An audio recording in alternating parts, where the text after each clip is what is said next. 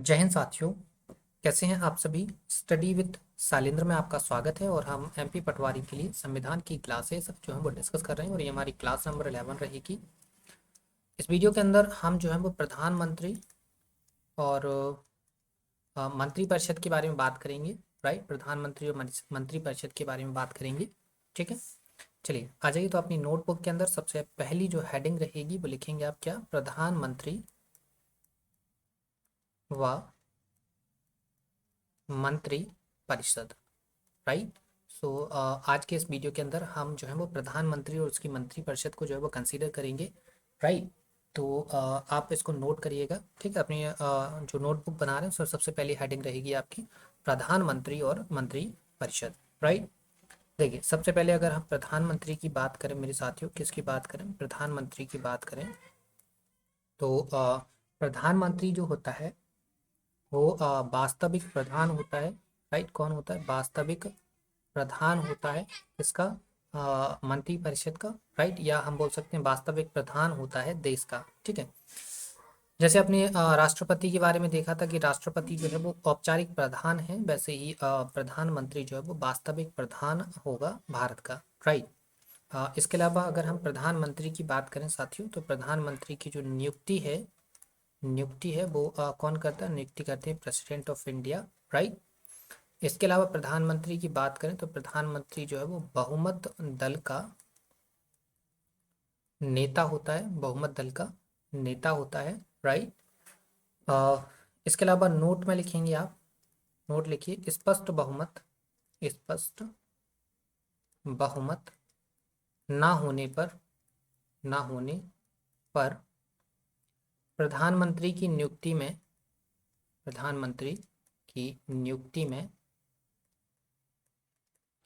राष्ट्रपति अपनी विवेकीय शक्ति का प्रयोग करता है, विवेकीय शक्ति का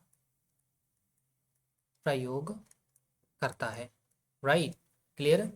ये सारी चीजें आपको समझ में आ गई हैं कि स्पष्ट बहुमत ना होने पर प्रधानमंत्री की नियुक्ति में राष्ट्रपति अपनी विवेकीय शक्ति का प्रयोग करता है। लेकिन अगर स्पष्ट बहुमत है तो फिर प्रधान जो राष्ट्रपति होगा वो बहुमत दल के नेता को प्रधानमंत्री बना देगा। राइट। नेक्स्ट यहाँ पर पॉइंट लिखेंगे आप, लिखिए, प्रधानमंत्री बनने के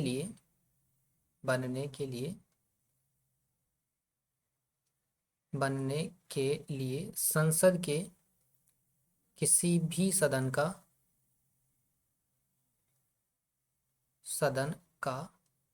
सदस्य होना अनिवार्य है। Right, clear. याद रखेंगे, प्रधानमंत्री बनने के लिए संसद के किसी भी सदन का सदस्य होना अनिवार्य रहेगा। इसके अलावा नेक्स्ट पॉइंट आप नोट लिखेंगे, नेक्स्ट नोट आप लिखेंगे, नोट लिखिए, संसद का सदस्य बने बिना कोई भी व्यक्ति 6 माह तक प्रधानमंत्री पद पर रह सकता है। ठीक है, 6 महीने से ज़्यादा जो है वो, अगर वो किसी भी सदन का सदस्य नहीं है तो फिर 6 महीने से ज़्यादा प्रधानमंत्री पद पर नहीं रह सकता है। Right, clear. ये सारी चीज़ें आपको समझ में आ गई हैं साथियों। चलिए, तो फिर हम आगे की चीज़ें डिस्कस कर लेते हैं। नेक्स्ट अब हम बात कर लेते हैं शपथ की। ठीक है, तो लिखिए, प्रधानमंत्री को शपथ कौन दिलाता है, प्रधानमंत्री को शपथ दिलाता है president of India, it means Bharat का राष्ट्रपति। इसके अलावा हम बात करें मंत्री परिषद की, कि मंत्री परिषद को शपथ कौन दिलाता है, तो इनको भी भारत के राष्ट्रपति के द्वारा जो है वो शपथ दिलाई जाती है। राइट। शपथ के बाद हम बात करें वेतन की, तो देखिए वेतन जो है वो इनको जो है वो प्रधानमंत्री को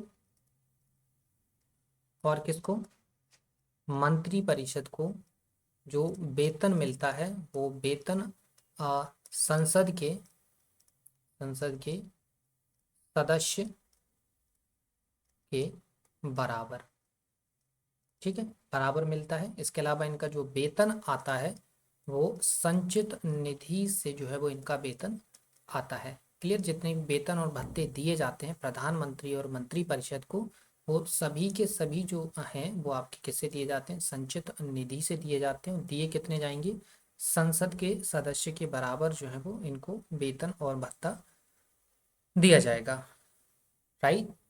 इसके अलावा हम त्याग पत्र की बात कर लेते हैं। ठीक है, तो प्रधानमंत्री और कौन, मंत्री परिषद जो है वो त्याग पत्र किसको देगी, वो देगी प्रेसिडेंट ऑफ इंडिया को अपना त्याग पत्र सौंपती है। राइट। क्लियर। तो ये कुछ छोटी सी जानकारी थी। इन्फॉर्मेशन अच्छी लग रही तो वीडियो को लाइक शेयर जरूर करते चलिएगा। चलिए, तो अब हम बात कर लेते हैं प्रधानमंत्री की सूची। प्रधानमंत्री की सूची, इसकी हम बात कर लेते हैं कि अभी तक कितने लोग, कितने व्यक्ति जो हैं वो भारत के प्राइम मिनिस्टर रह चुके हैं। चलिए, तो हम उनकी बात कर लेते हैं। सबसे पहले हैं पंडित जवाहरलाल नेहरू साहब। ठीक है। टेन्योर की बात करें तो 1947 से लेकर 1964 तक रहते हैं। और ये तो आपको पता है, भारत के प्रथम प्रधानमंत्री।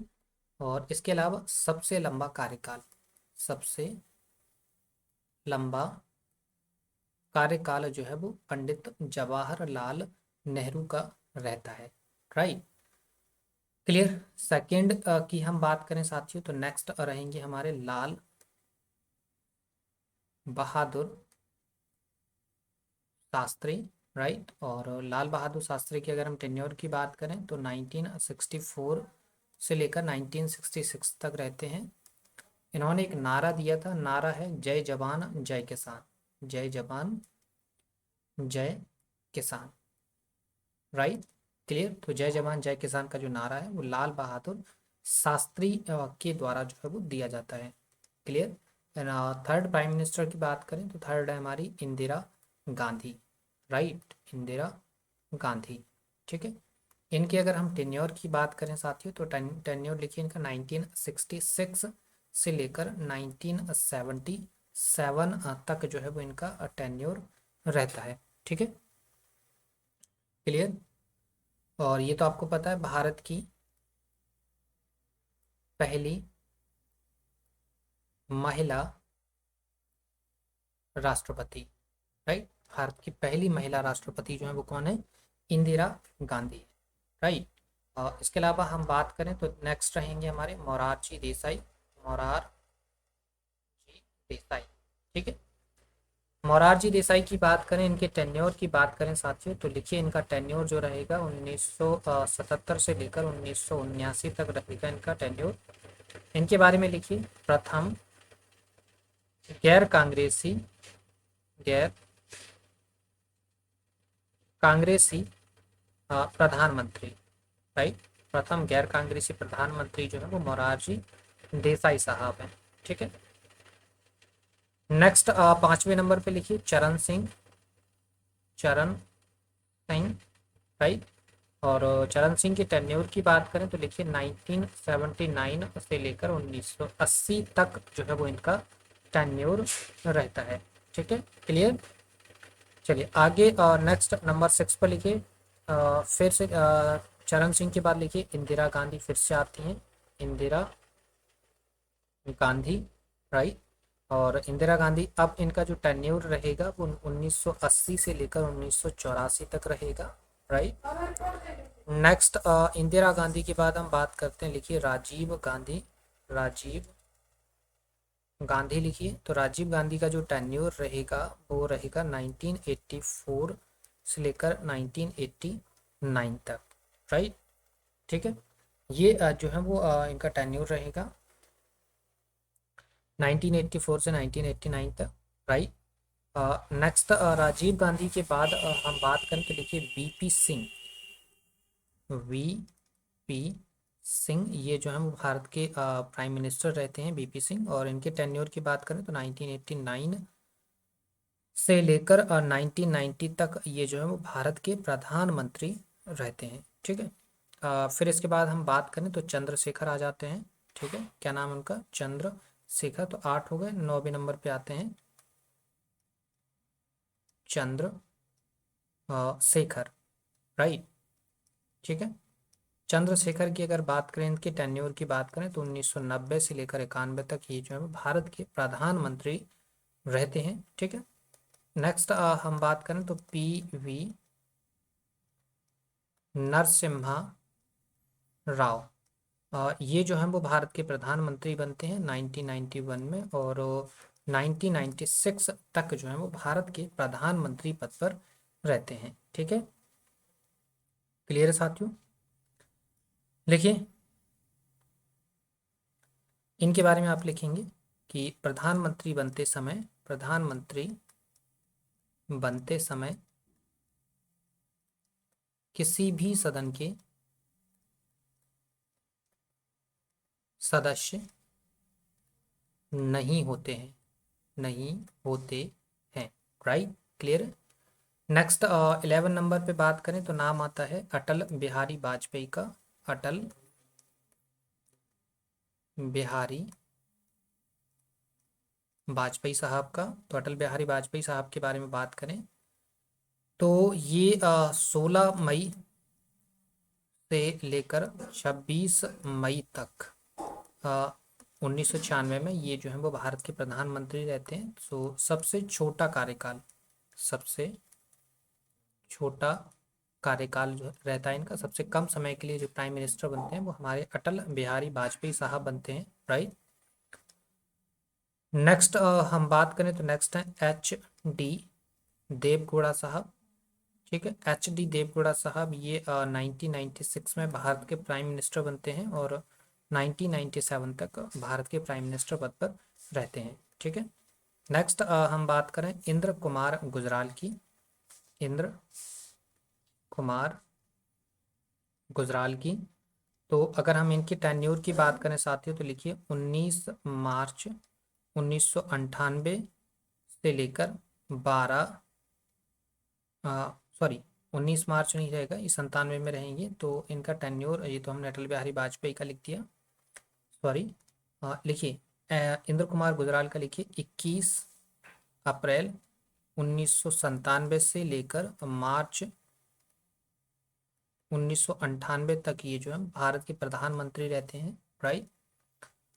नेक्स्ट हम बात करते हैं फिर से अगेन, लिखिए अटल बिहारी वाजपेयी साहब। ये फिर से अगेन भारत के प्रधानमंत्री बनते हैं। ये बनते हैं 19 मार्च 1998 को बनते हैं, और फिर ये रहते हैं 12 अक्टूबर 1999 तक रहते हैं, और फिर अगेन 13 अक्टूबर 1999 को फिर से अगेन भारत के प्रधानमंत्री बनते हैं, और फिर जो है वो 22 मई 2004 तक जो है वो भारत के प्रधानमंत्री पद पर रहते हैं। ठीक है। नेक्स्ट रहेंगे हमारे डॉक्टर मनमोहन सिंह जी।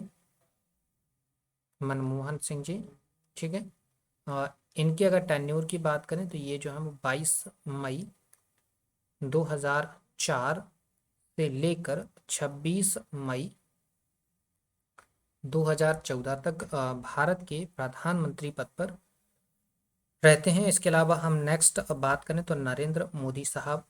नरेंद्र मोदी साहब जो है वो भारत के प्रधानमंत्री बनते हैं, और 26 मई 2014 से लेकर अब तक ये जो है वो भारत के प्रधानमंत्री पद पर आसीन है। ठीक है, क्लियर। चलिए, तो ये चीज़ें आपको समझ में आ गई हैं, ये आपने सारी चीज़ें नोट कर ली हैं। उम्मीद है इन्फॉर्मेशन अच्छी लग रही तो वीडियो को लाइक शेयर जरूर करते चलिएगा। राइट।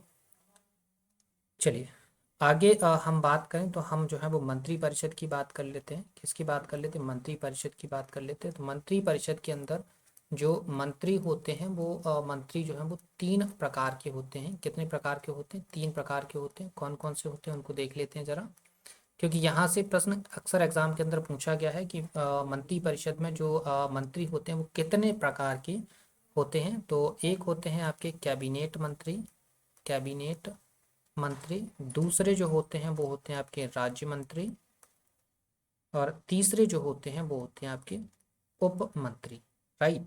तो ये तो आपको समझ में आता हो, कैबिनेट मंत्री कौन होते हैं, राज्य मंत्री कौन होते हैं और उप मंत्री कौन होते हैं, इनके बारे में डिस्कस करके टाइम वेस्ट नहीं करेंगे हम, ठीक है। तो ये सीधा सीधा प्रश्न आता है आपके एग्जाम के अंदर, तो इसको आप जो है वो डबल स्टार लगा कर लिखेंगे। और याद रखें कि कैबिनेट में आपके जो मंत्री है वो कितने प्रकार के होते हैं, 3 प्रकार के होते हैं, कैबिनेट मंत्री, राज्य मंत्री और उप मंत्री, ठीक है, क्लियर। जब हम अब जब हम स्टैटिक का और करंट का पोर्शन पढ़ रहे होंगे, तब हम प्रेजेंट में जो मंत्री परिषद है उसको भी डिस्कस करेंगे, यहाँ अभी उसको डिस्कस नहीं कर रहे हैं, ठीक है, क्लियर। उम्मीद है ये वीडियो भी आपको अच्छा लगा होगा, इन्फॉर्मेशन अच्छी लगी होगी। वीडियो पसंद आए तो वीडियो को लाइक शेयर जरूर करिएगा, चैनल को सब्सक्राइब कर लीजिएगा। और आपको इस सेशन की पीडीएफ चाहिए तो आप हमारे टेलीग्राम चैनल को ज्वाइन कर सकते हैं, लिंक आपको वीडियो के डिस्क्रिप्शन में जो है वो मिल जाएगी, राइट। तो मिलते हैं आपसे नेक्स्ट वीडियो में, तब तक के लिए धन्यवाद।